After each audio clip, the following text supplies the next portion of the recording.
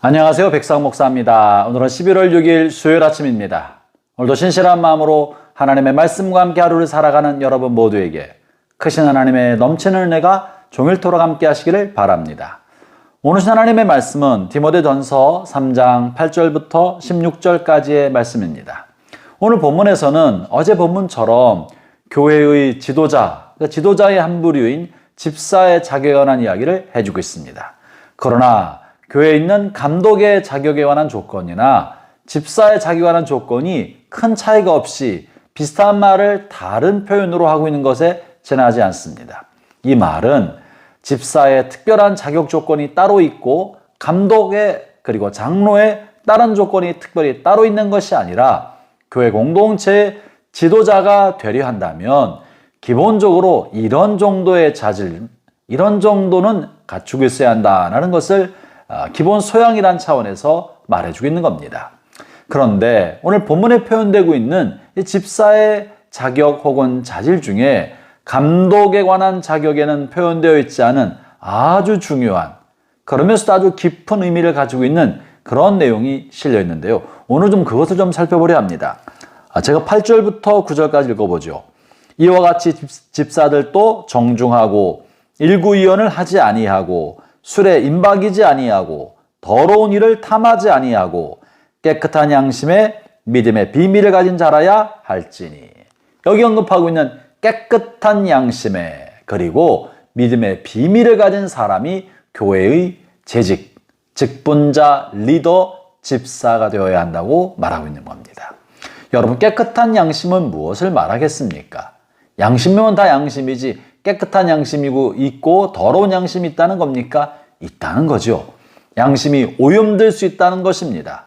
양심이 이 세속적인 사회의 철학과 세속화된 신념과 가치관으로 퇴색되면, 끊임없이 세뇌되면 양심의 일부가 무뎌져서 오염될 수 있다는 것입니다.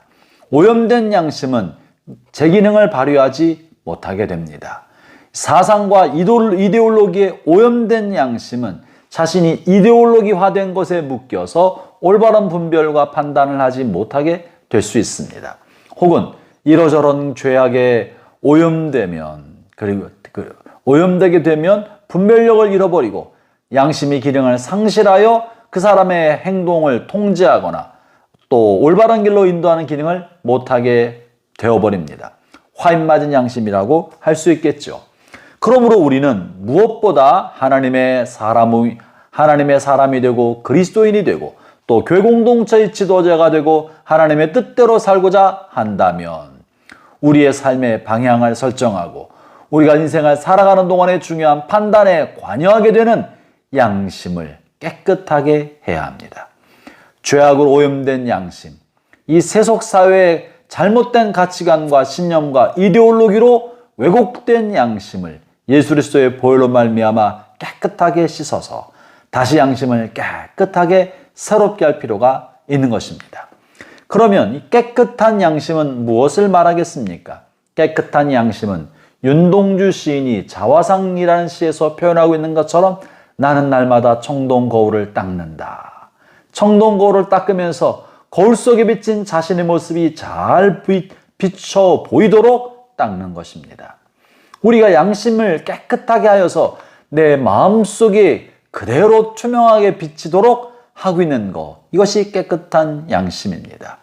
내 마음에 숨은 동기가 무엇인지를 적나라하게 들여다볼 수 있도록 안과 밖이 똑같이 되도록 투명하게 마음을 만들어주는 것, 우리의 생각을 투명하게 만들고 양심의 빛을 투명하게 만들어서 마음의 동기와 의도를 쉽게 파악하게 만들어주는 것이 바로 깨끗한 양심입니다.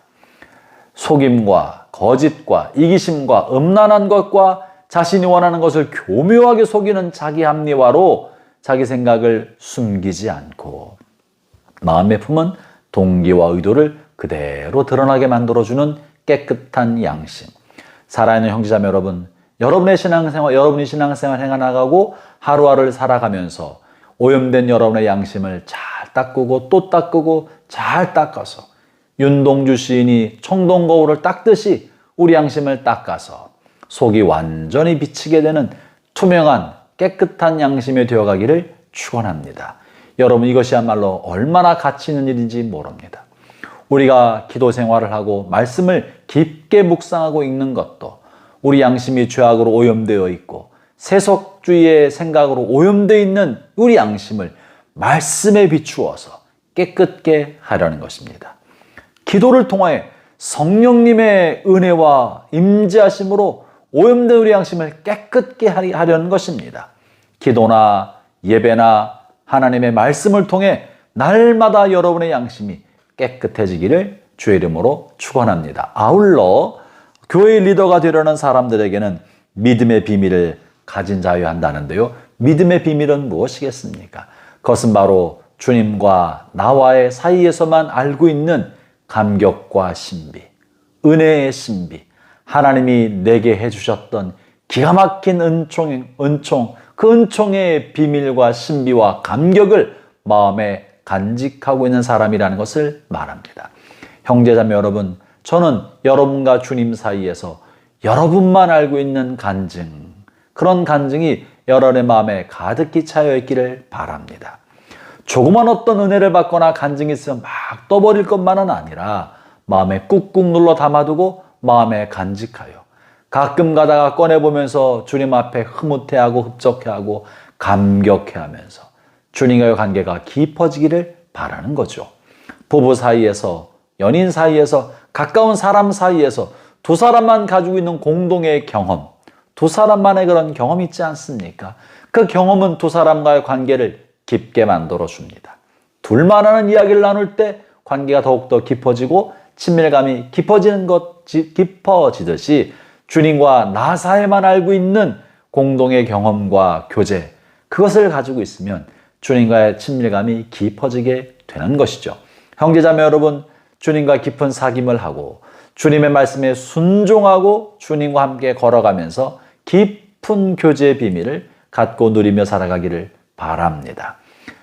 우리가 신앙생활하고 교회 공동체 리더로 살아갈 때 깨끗한 양심을 갖도록 추구하고 주님과의 교제의 비밀을 마음에 간직하며 살아가기를 바랍니다. 기도하겠습니다.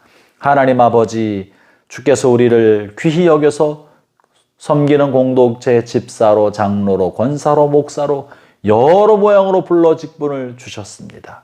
아버지 하나님, 우리가 이에 합당하게 깨끗한 양심과 믿음의 비밀을 간직하며 살아갈 수 있도록 하여 주시고 날마다 깨끗한 양심과 믿음의 비밀을 갖도록 우리 자신을 쳐서 연단하고 복종시키는 삶을 살게 하여 주옵소서. 예수님 이름으로 기도합니다. 아멘.